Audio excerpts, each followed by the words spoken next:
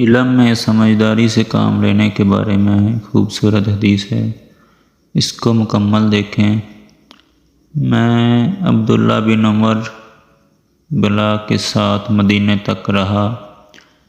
میں نے اس ایک حدیث کے سوا ان سے رسول اللہ صلی اللہ علیہ وسلم کی کوئی اور حدیث نہیں سنی۔ وہ کہتے تھے کہ ہم رسول اللہ صلی اللہ علیہ وسلم کی خدمت میں حاضر تھے کہ آپ کے پاس کھجور کا ایک گابہ لایا گیا۔